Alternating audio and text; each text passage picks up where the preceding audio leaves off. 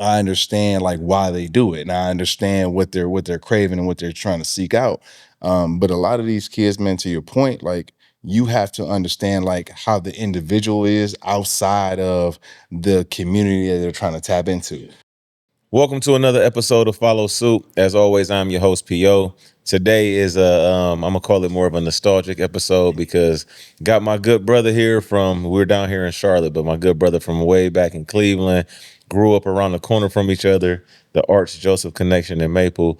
My good brother Reg, how you doing, bro? Man, good, man, good. Appreciate you having me on, Of man. course, man, of course. So the reason I wanted to invite you on is because like every time we link up, it's genuine, it's love, it's family. Yes, sir. And people always highlight like black folks are it's toxic, it's chaotic, and they paint that picture. On this show, I prefer to highlight the positivity of us, and we always have healthy conversations. So Right. I wanted to just share and shed light on like what those type of conversations look like. To get things kicked off, I know that you're involved in coaching. Yep. I'm involved in coaching, and a lot of times people they misconstrue the fact that like, oh, you're making those kids' lives better. You're changing those kids' lives, but they don't understand that like the impact that's also having on us, Right. and it make you different as a man. So can you sure. kind of dive into the importance of like what those relationships are like and how it Yeah. changes for you? Yeah, for sure. I mean, you kind of tapped on it originally in terms of the impact we have on the kids, for sure. And that's obviously if they can feel it, the genuine effort, right? They can feel if you're really trying to connect with them. I will say, in terms of on the other aspect from our side, you get the ability to, fulfill yourself with a level of knowing you're impacting somebody, knowing that you may be a role model to a kid that may not have a role model in his life, right? Yeah. There are a lot of kids out there that need a role model in their situation. I know when we played ball, I would love to have a coach that looked like me, that moved like me, or that experienced the same stuff. So, I think from my aspect, coaching brings, it's a multifaceted thing. Like obviously you get the ability to touch these kids, but it also, man, outside of your everyday life, it gives you something to look forward to. Yeah. It gives you something to pour back into, maybe a part that you feel like you didn't really capture when you was younger. Yeah, You know what I'm saying? facts. Maybe it's a part that you feel like, even if you did tap into it when you was younger, you didn't like fulfill it all the way. Yeah. And so I think it allows that door to stay open. And then also you build connections with the kids and with the parents. I know a lot of these parents, they're working all the time too. So their ability to see that there's a coach that cares about their kid, it makes them feel a little bit safer, I guess, you know what I'm saying, to allow their kid to participate in that sport. Yeah, and that's a big thing right there because, like, for me, it's nothing more gratifying than a parent being like, Sure. I don't really trust a lot of people with my Oh kid, yeah, that's yeah, for but sure. I'm good if you got them. Yeah, that I would say one of the most gratifying things is when a parent comes to you and say, "Hey, my kid talks a lot about you. I just wanted to make sure I put a name with a face." Yeah. Like that right there, you're like, okay, so your effort and your work isn't going unseen, unheard. Because a lot of times, this work when you coaching, you don't really know what the impact you're making on the kids. Like how good you may be coaching the team based upon wins and losses, based upon metrics that you see on the day to day, but you don't really understand how much you're impacting those kids until you have a parent come tap you on the shoulder like, Yeah. "Hey, or your coach so and so. Hey, my kid talks a lot about you. Didn't know who you were. Just wanted to make sure I put a name with a face. So it's a pleasure to meet you." That goes a long way. Yeah, and that's a big thing for me because I have kids that like, it's people who I know this kid gonna go far. For sure. He gonna play the next level and possibly the next level after that. But for when you had those conversations and their parent is directly thanking you for that impact, and it's like, well, I'm just trying to pursue my purpose and do my job. Oh yeah, for This sure. kid don't really even, and I don't think kids understand that. Like, I don't want anything from you for what I do. All I want from you is for you to reach your potential and be what I see in you. You know what I mean? For sure. Yeah, and it's funny you said, because the one thing I tell the kids I coach is like, yo, compete with the man you were yesterday. Like, be better than where you were yesterday. Yeah. Like, don't worry about the man across from you. Don't worry about who's next to you. Like, be better than the person who showed up yesterday. Yeah. Right. And that's all you can ask to yourself. Right. And so like you keep harping to these kids to make sure they keep showing up, keep diving into it. And and hopefully they continue to get better. And to your point about like coaching the kids that you can see potential in them, I think when you really tap into a kid and you feel your impact is when you're coaching a kid that is not on the top of the list, Yeah, yeah, not at the yeah, top of the yeah, list, yeah. right? Tap into that a little bit. Yeah, Because you have to, and I think that's the difference between trying to be a coach and trying to make an impact, yeah, because it's easy to coach top talent.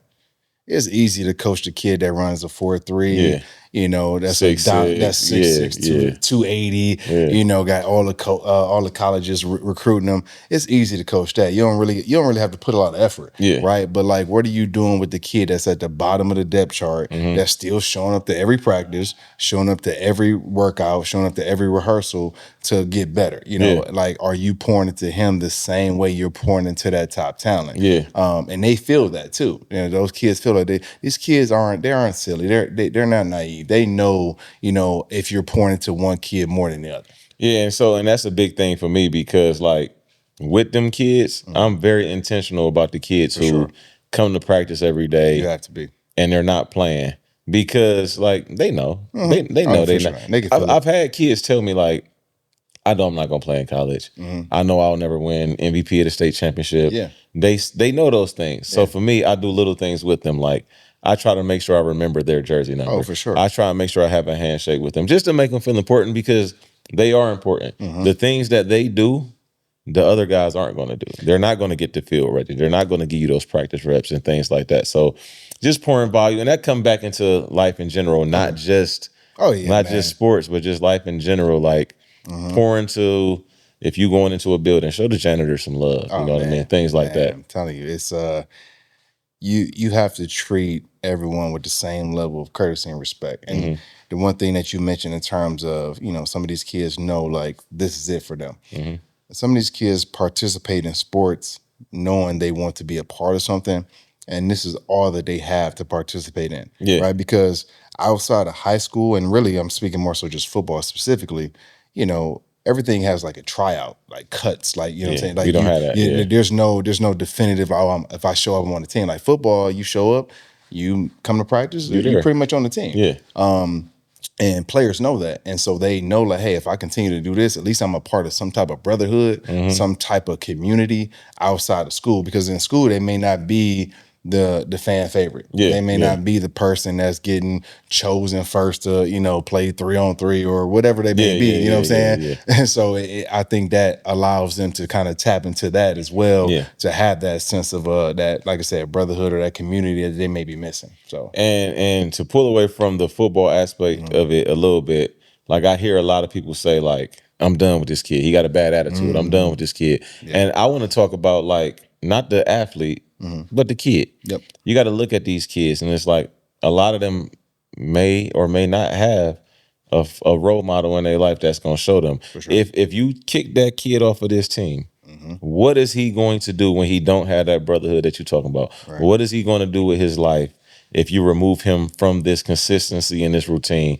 What can he get into? And that's the thing that I try to be very, very intentional about because when I talk about impacting their life, they impact my life too. Oh, for sure. I consciously think about everything I do now. Oh man. Like, I mean, obviously I got a wife and kids, so I think about it all the time. But Right. like my kids ain't on social media. So like I can't just go retweeting anything I want to For sure. retweet because the kids that I coach, they see that. Well, yeah, for It's sure. a community that sees that. And I can't be preaching to them certain things.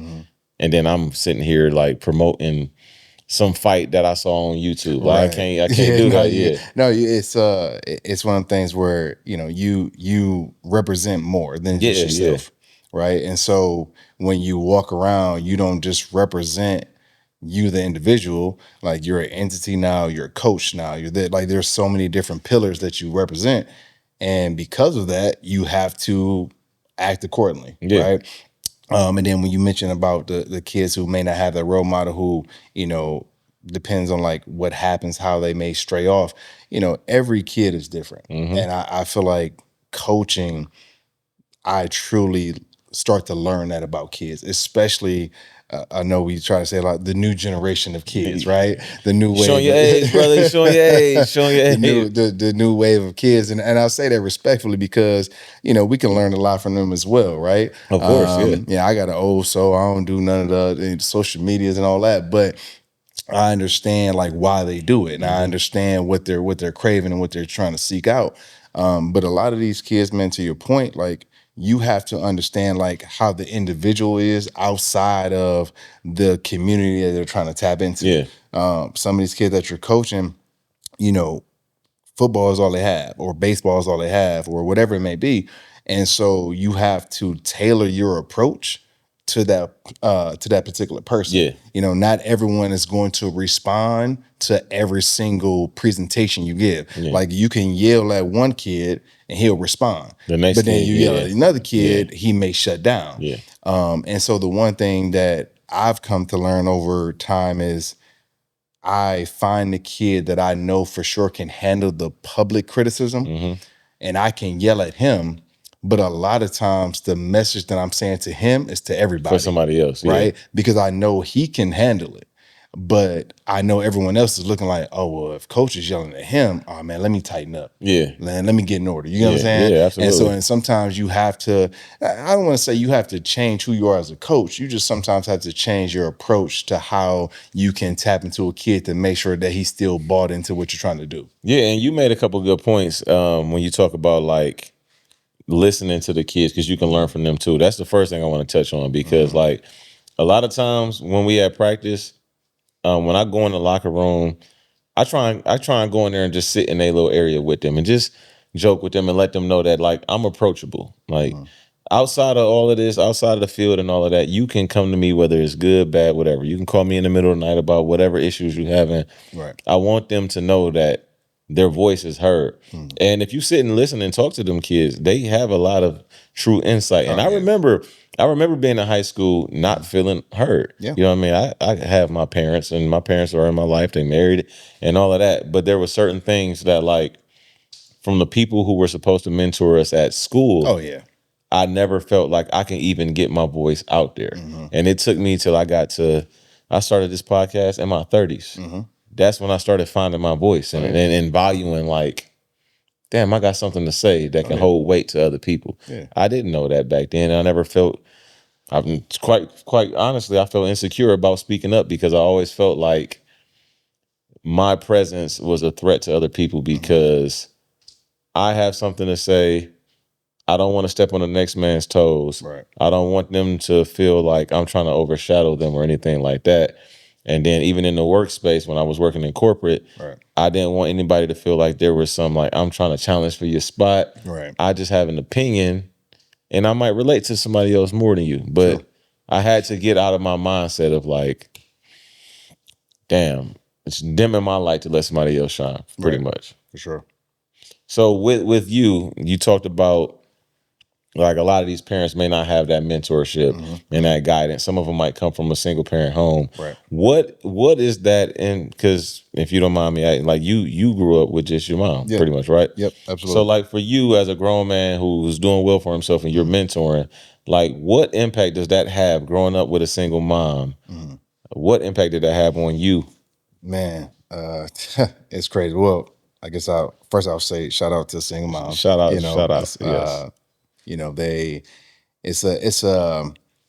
A level of strength that you can't even quantify. You can't put it on paper. Especially, the ones that are out here like working multiple jobs Yeah. or don't really have the resources to, for childcare, whatever the case may be. So I would say personally, coming from that perspective, man, it was I would say it's a gift and a curse, right? I'll talk about the curse first, and then I'll spin it on a good note, Okay, right? okay. The curse I will say is you're still lacking a male figure, And again, I know we gave a shout out to all single moms, and I still stand on that. However, a strong mother can raise you to be a good citizen, can raise you to be a good person in the community, can raise you to be this good overall individual. She can't raise you to be a man. She just can't do it. Yeah. You know, there's just things that she does not have that she's a woman. Yeah. She can't tell you how to be a man. She didn't experience She it. didn't experience it. Yeah. She can only speak to what she's seen from a man or how a man moves, but she doesn't walk in those shoes. So she can't give you that. Right. So I would say that's obviously the biggest curse. Right. Another thing is, you know, not having that dual parent in the household. Sometimes you don't know what you don't know. Yeah. Yeah. You don't know what you don't know, Yeah. right? So if you're only getting the guidance from your mom all the time, you're like, okay, well, this is law. Yeah. This is truth. This is what it is. I'm gonna stand on that, right? And so if you don't have that male figure, that authoritative, you know, you don't get that perspective. And another bad thing about that, sometimes it takes you a little bit longer to learn restraint and learn discipline. Because if you got a man in the house, he's going to tell you right from wrong, Yeah. indifferent. You know, we all heard the phrase, "Wait till your daddy get home." Yeah. Yeah. I'm gonna tell. I'm gonna say, right? Facts. Like, Facts. Facts. right? Like, no, Like, no. you know what I'm saying? Yeah. Like, I never heard that statement, but I understand how it could put the fear of God in somebody, Yeah, yeah. or the fear of whatever you believe in Yeah. into somebody, right? And so, you know, those are some of the down parts about it, right? You don't get that. You don't get that level of a dual household. You don't understand that. And then as you continue to grow, you know, when you're hitting those vulnerable moments as a young man, 12 through, let's say, 17-ish, right? You know, the peak, Yeah, right? That yeah. peak where you're like, okay, like I'm starting to get into chicks, like I'm evolving in high school, maybe I'm playing sports, like I'm low key becoming somebody that's, you know what I'm saying, something I can be reckoned with, Proud of. proud Yeah, of, yeah. right? But not knowing how to manage that, not knowing how to temper that, because with that success comes a lot of attention, and, you know, and it can swell your head up real quick. Mom will keep patting you on the back, like, hey, yeah, keep going. You know, daddy be like, hey, He gonna humble you. hey, you Yeah. need to understand what humility is, Yeah. right? And so I think those are some of the things that you miss, right? Along with other things, obviously. But I would say on the gift side, right? You do learn and understand this heightened level of respect for women. Yeah. Right. And you start to grow into it in terms of, I don't want to say you idolize it and put it on a pedestal, but you put it in a level of like, oh, I understand why women are who they are. Yeah, yeah. You got a different appreciation for them. For sure. Yeah. It's a different lens, man. You start to, what I can speak for myself, you start to truly understand what the word sacrifice means, right? Because I know my mom gave up tons of stuff. I mean, I can't even, you can give me a year and a half. I can't Can't name it. I Yeah. still can't write it down. Right. And so, you know, that I think, you know, the sacrifice component, like you truly start to understand, like, okay, dang, like mom doing all this, doing all that. Now, you know, it also depends too, like the type of single mom you come from. Like you know, my mom, I ain't gonna lie, she a little tough, man. She like, is tough, bro. she, Mama she a tough. little different. Shout out to you, Mom. Yeah, you know what I'm saying? She a little different. So, you know, again, gift and curse, you know, you understand the sacrifice, you understand the heightened level of respect. And you just learn a different level of mannerisms to women in the world, you know, and so you try to kind of navigate it from that space. Man, so that's that was perfectly put. And for me, like I grew up with both my parents in the household. And first, shout out to single moms. No matter what your race is, shout out to single moms, because Right. as a parent, you know, I got 2 kids, and me and my wife, we balance it. And when my wife is like, baby, I got to go on a work trip, and it's just me and the kids, I need you to cook for them. I need you to cook breakfast, lunch, and dinner for them. Right. Wake them up for school, get them dressed, get them out the door on time. Different. Shower them at night.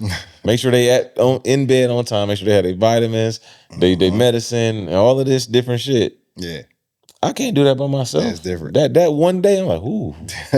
Usually, what happens is in the morning, I get the kids ready, I feed them, I get them to school, and then in the night, my wife do the opposite. Okay. But for somebody to have to do that all on their own, and then to have to work a job and figure out how they're paying the bills, that's a different type of strength. So shout out to single moms. And then as far as, like you said, your mom is a little different. She's tough. Do you think it's because it's like I'm raising a young man? Mhm. I gotta be tough to Right. make sure that he can become, because I don't know, like you said, she don't know Right. what she don't know. Right. So do you feel like, and not just your mom, but moms in general who are single moms, do you feel like they have a different coat of armor to be tough because they feel like they're raising a young man and they got to show him how to be a man? Or do you think it's just like that's the only way they know? I think it's a combination of a couple of things. I definitely think one aspect is they're raising a young man in this world. Yeah. This world's crazy. I mean, and it seems like it's getting crazier by the day, Yeah, right? you would think it would go the opposite way. You think so, but I think obviously with I think with the social media the social media part equates to access, and Hmm. access equates to a level of chaos that we don't really understand. But that's a different conversation for a different day. Yeah. But yeah, I do think it's a level. One aspect of it is understanding that they're raising a young man to be a man in this world. Hmm. He has to be able to leave you at some point and stand on his own. He has to be able to defend what it is to be a man in this world, which I also feel like some people don't understand. Most single moms, when it's like, hey, I want to put my son out here, Hmm. there's a different level of raising your son from a young man to a man, and then once he gets out here, when he becomes a man. Yeah. like Yeah. like you just said, it took you to your 30s to get your voice Yeah. right with both parents. Imagine a young man with just his mom. He get out here, he go to school, whatever, graduate 21, 22. Now he trying to figure it out. He no guidance, Winging it. just trying to figure it out, Yeah. right, by the bootstrap. So I think it's a level of them trying to raise a man, but I also think, depending on the situation, some of them, that's all they know. They may have been scarred, whatever it may be, from past situations. So all they know Yeah. is that, and it's one thing that I always keep thinking about when people are, oh man, your mom raised you tough, whatever. Maybe she chose the hard road, chose this.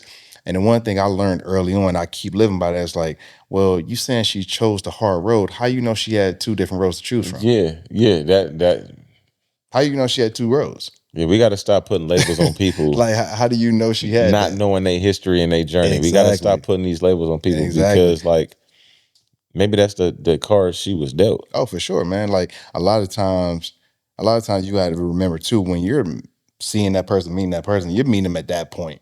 You don't know what that person been through, Yeah. right? So yeah, man, I would say the single moms, I would say they are obviously trying to raise a young man to be a man, Hmm. but then I think some of them may have experienced some things where it's like they have this coat of armor, as you put it, this kind of porcupine armadillo shield. It's like, hey, listen, like it's gonna take you and the army to fight through Yeah. this Yeah. to get me a mine. Yeah. And so, and respectfully, you have to understand why they move that way. And until you understand it, you'll never truly respect it, I Yeah. guess. Yeah. And then from a standpoint of like from the standpoint of being a man who was raised by a single mom, right? Mhm. What a lot of it's okay if you weren't raised with your dad.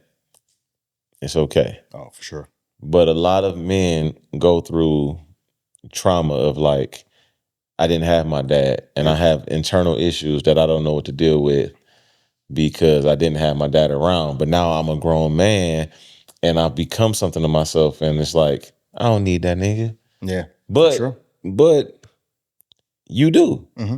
Maybe not to succeed, but to get past whatever you liked. And you For may sure. not have never known that. Right. I don't know the answer to that because I didn't experience that. But Mhm. I know friends who've been through that. And I kind of want to get your opinion on Right. like, do you feel like that? Mhm. And do you feel like it's okay to seek, like, if you need a therapist to Right. unlock that? Or like, what is that like? Yeah, I'm talking more so healing, right? Yeah, yeah, the Yeah, healing healing. aspect of Yeah, it, yeah. no, for sure. I think, I feel, and I promote black men, particularly black men who come from that type of environment, but even more so just men in general. Let's start men in general. I don't want to silo it into Yeah, one yeah, yeah, yeah, specific yeah. group, but men in general, to seek out therapy, to seek out help, I want to make sure I'm clear on that because I've done it for multiple years, Reasons. multiple reasons, multiple years, multiple different therapists. Yeah, yeah. Oh, yeah. You can't Because just the first one ain't no, no. because Yeah, yeah, yeah. because you have to find who works for you. It's like any other relationship, right? Hmm. It's like like, you know what I'm saying? Like you said, you don't fall in love with the first person, No.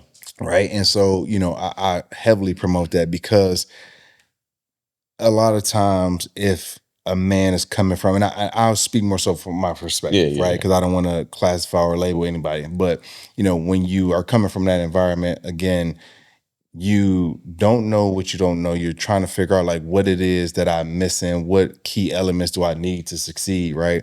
And so when you go through that level of healing, that level of trauma, a lot of it is suppressed, Mm. and well, most of it is Most of it. suppressed Yeah, yeah. because there's no, as we like to say, safe space for you to bring it out, right? I couldn't as a teenager No, no, go to no. my mom and be like, Mom, I'm dealing with this. Could I?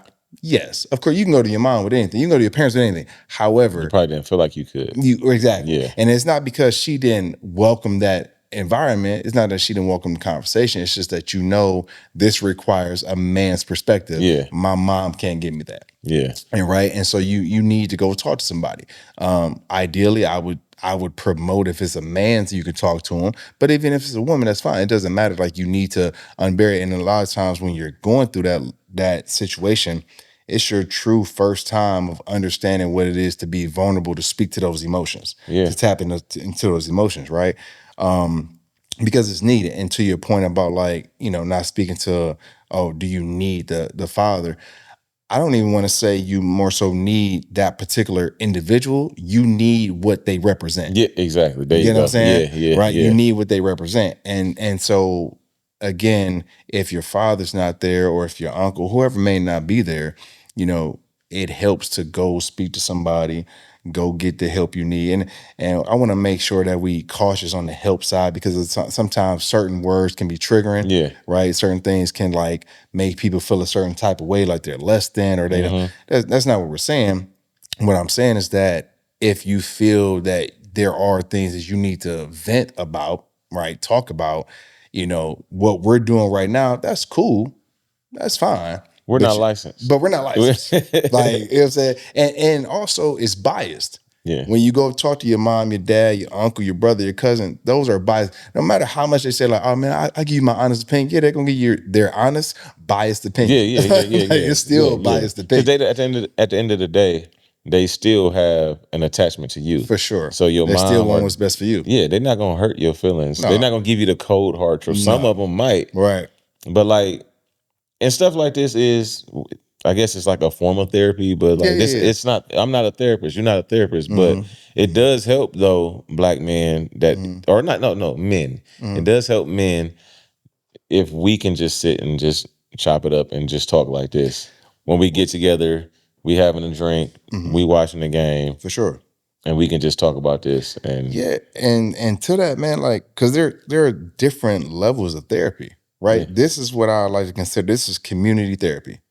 Like, you need this aspect too, yeah, right? Like community therapy, we hanging out, we having a drink, we talking it, shooting the crap, whatever it may be. You need that, yeah, right? But then there's also medical. yeah. There's also prescribed, You need right? that. You know what I'm saying? And then there's also family that like there are levels of it. And people need to understand like there's no cap to there. Yeah, Like there's no, oh well, my cup is full from there. No, it's not. no, No, it's no, not. no, no, No, no. that's why they have like regular maintenance. Yeah, Like so you continue to go. Like, you gotta do preventative maintenance and you gotta do ongoing maintenance. So, you know what I'm saying? You want to make sure you're not in that reactive stage because then by that time it's already too late. yeah, yeah. Facts. And I think that the big point is like it being too late because For then sure. then you can start slipping into depression Oh man. and there's many different forms of that too. But I've been there. If you want me to speak to that no, too. no, if you're comfortable with it, yeah. Yeah, man. I mean, listen, at this stage, it's like if I can speak openly about it and it will help someone, like one person, That's the hey, I'm point of fine. it, right? Yeah, for sure. Oh man, yeah, I fell into a very deep depression. Like it was like right when I moved to Charlotte. Mm-hmm. And probably about what's that about 10 years of time flying, but about 10 No, about it's been 10 4 for me, bro.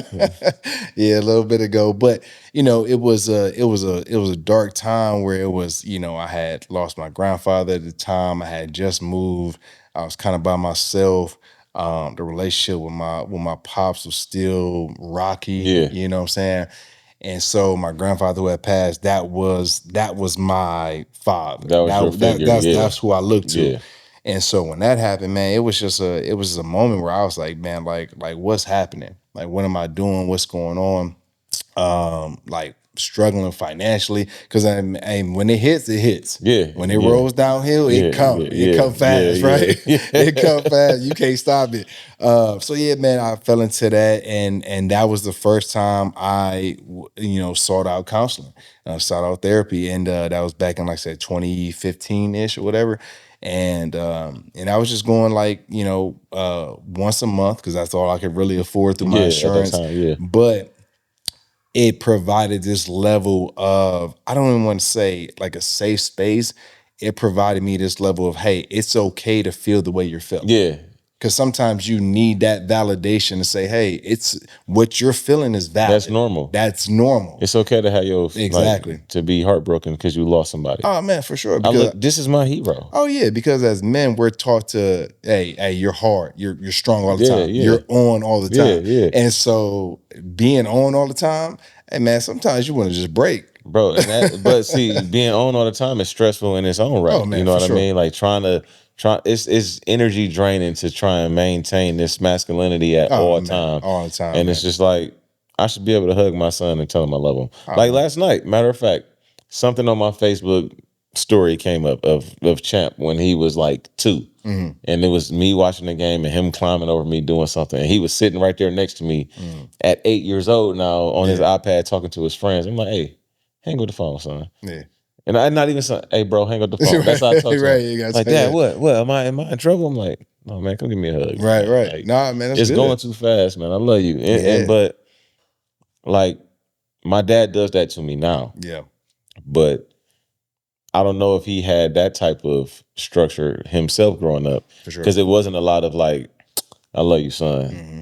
He tell me every time I talk to him at this point, I love you. Hmm. So I don't know. I don't even know if my dad ever had therapy or anything like that. But like something happened along the way Hmm. to where when we got grown, he became more vocal about actually saying it. I Yeah, don't know if it came from like, damn, I don't remember right. hearing it growing up or what.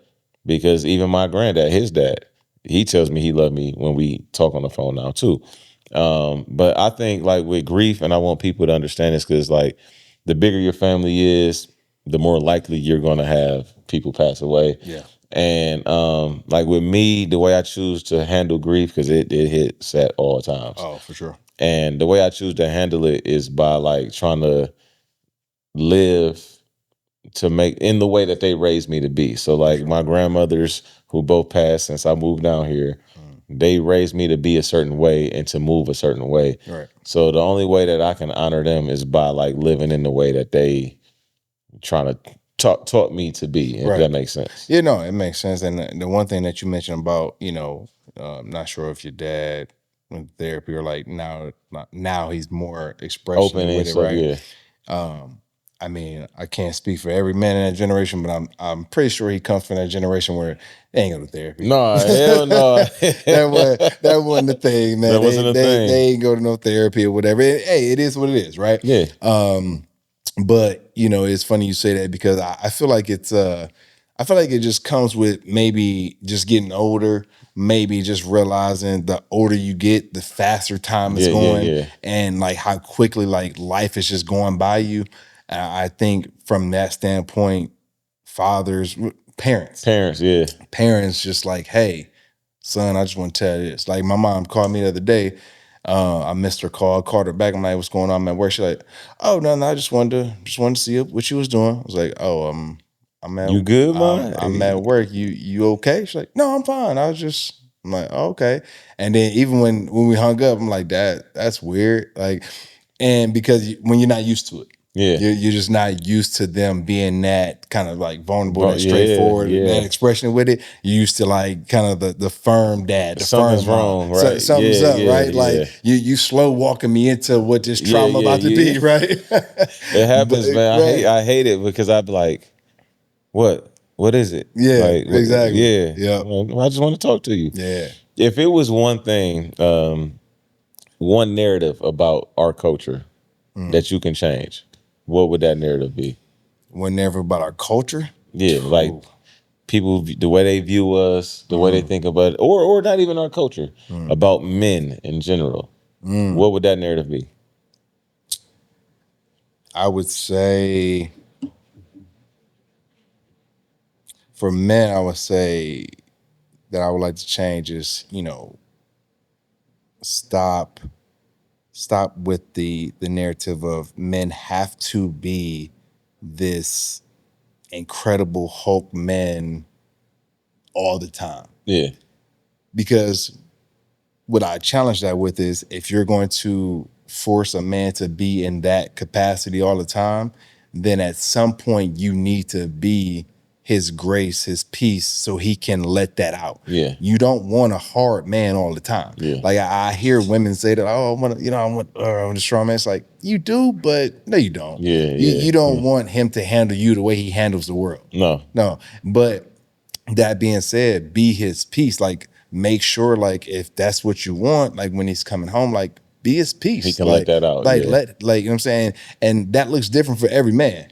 Like some man may need to come home and hey, you may need to give him 15, 20 minutes, let him decompress. You know what I'm saying? We all need that moment to decompress. Or it may be where, hey, he just need, I don't know, a walk around the corner or something. yeah, I don't yeah, know what it something. may Yeah, be, but I guess what I'm trying to say is let's kill the narrative of men need to be on all the time. yeah. That's impossible. That's impossible to do. That's impossible to sustain. Like now you're asking a man to be something all the time. It's Come on, man. impossible. You're asking him to burn out faster than you want him to. Yeah, yeah. So I appreciate that, man. We got another guest coming in, so Yes, I sir. definitely appreciate you shedding light and being transparent Yeah, because man, we for don't do sure. this a lot. So for me as a coacher, I feel like we've been dealt a bad hand, Yep. and they expect us to follow suit. So we trying to change the narrative of that. I want to say thank you to our sponsors, Blank Slate Hat Company. Appreciate the love on the Cleveland hat. Oaklore Distilling, appreciate you, and Gold Level Spirits for the drinking glasses. My brother Red, Charlotte Sir, Podcast sir, sir. Studios. You guys have a blessed one.